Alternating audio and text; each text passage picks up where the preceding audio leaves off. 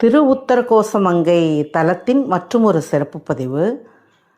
இந்த தலத்தில் உள்ள நடராஜர் மரகத நடராஜரை பற்றி நாம் அறிவோம். இந்த மரகத நடராஜரை நாங்கள் தரிசிக்க செல்லும்போது சந்தன காப்பால் தான் பூசப்பட்டிருப்பார். மற்ற எல்லா நாட்களிலும் அந்த திருவாதிரை திருநாள் மட்டும் சந்தன காப்பு கழைந்து மரகத நடராஜராக காட்சி தருவார். அதை நீ ஒரு அழி மாதிரி வச்சு கதவு மாதிரி பூட்டி தான் வச்சுருக்காங்க. வெளியே இருந்தால் தீபாரணை காட்ட இருந்தது. அது என்னன்னு நம்ம கேட்கும்போது அவங்க என்ன சொல்கிறாங்க, அது ஒரு ரகசிய தாண்டவம்.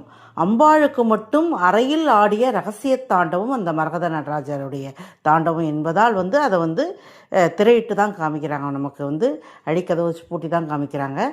முதலில் ஆடிய தாண்டவம் அங்கே தான் உத்தரகோசமங்கையில் தான் ரகசிய தாண்டவம். இரண்டாவதாக நமது தில்லையம்பலத்தில் சிதம்பரத்தில் ஆடிய தாண்டவம். ஸோ அந்த ரகசிய தாண்டவம் என்பதால் அது மறைவாக நமக்கு காமிக்கப்படுகிறது. அந்த நடராஜ சன்னதி உள்ள அந்த சந்தனத்தை அந்த திருவாதிரை திருநாள் கழிந்த பிறகு அந்த சந்தனத்தை எடுத்து வருகின்ற பக்தர்களுக்கெல்லாம் பிரசாதமாக அளிக்கிறார்கள். நாங்கள் சென்ற அன்று 31ஆம் தேதி, அதுதான் அன்று தான் கடைசி நாள். அன்று இன்னைக்கு வாங்கினாதான் வாங்க முடியும். அதுக்கப்புறம் இனிமேல் வாங்க வேண்டுமென்றால் நீங்கள் அடுத்த வருடம்தான் காத்திருந்து வாங்க வேண்டும் என்று சொன்னார்கள். அந்த 100 ரூபாய் கொடுத்து அந்த சந்தனத்தை நாங்கள் வாங்கி வந்தோம். நம் வீட்டில் வைத்து அந்த சந்தனத்தை உள்ளுக்குள் கூட சாப்பிடலாம், நாம் தரித்து வரலாம் தினமும் என்று சொல்கிறார்கள். அந்த ஒரு பாக்கியம் எங்களுக்கு கிடைத்தது. உண்மையான கோயில்.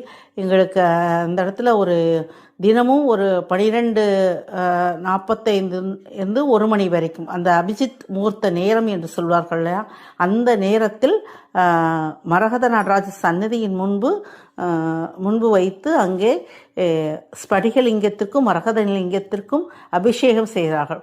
முக்கியமாக அன்னாபிஷேகம் செய்கிறார்கள். பொதுவாக எல்லா சிவாலயங்களிலும் வருடத்திற்கு ஒரு முறை, அதாவது ஐப்பசி மாத பௌர்ணமி அன்று மட்டுமே அன்னாபிஷேகம் நடைபெறும். இங்கு நம் மங்களநாதர் திருக்கோயில் தினமும் அன்னாபிஷேகம் நடைபெறுகிறது. அந்த குறிப்பிட்ட நேரத்தில் அங்கே ஒரு அபிஷேகத்துக்காக ஒரு டிக்கெட் எடுத்துகிட்டு நம்ம உள்ளே போனால் முதலில் வர 60 பேர்களுக்கு மட்டுமே அங்கே அனுமதி. ஏன்னா அந்த இடம் அவ்வளோதான் இருக்குது. அந்த நடராஜ சன்னதி மூலவர் சன்னதி முன்னாடி அந்த சைடில் வச்சு அந்த ஒரு பீடத்தின் மேல் அந்த ஐயர் மிக அழகாக அந்த கதைகள்லாம் சொல்லி அழகாக அபிஷேகம் பண்ணுறாங்க. அந்த அபிஷேகத்தை பார்க்கக்கூடிய பெரும்பேறு எங்களுக்கு கிடைத்தது. ஸோ நீங்கள் அபிஷேகம் பார்க்கணுன்னா அந்த ஒரு டயத்தை கணக்கு பண்ணி ஒரு 11:30 மணிக்கெலாம் நீங்கள் அங்கே கோவிலேருந்து டிக்கெட் வாங்கினீங்கன்னா தான் முதல் 60 பேருக்கு மட்டும் தான் கொடுக்குறாங்க. மற்ற நாளில் கட்டாயம் ஒரு முறை சென்று தரிசிக்க வேண்டிய ஆலயம். புண்ணியம் செய்திருந்தால் மட்டுமே இந்த தலத்திற்கு வர முடியும் என்று சொன்னது போல் மிகப்பெரிய ஆலயம். அந்த உள்ளே போனால் ஒரு பாசிட்டிவ் வைப்ரேஷன், சிவபெருமானின் அருளை நினைந்து உருகி செல்லக்கூடிய ஒரு ஆலயம்.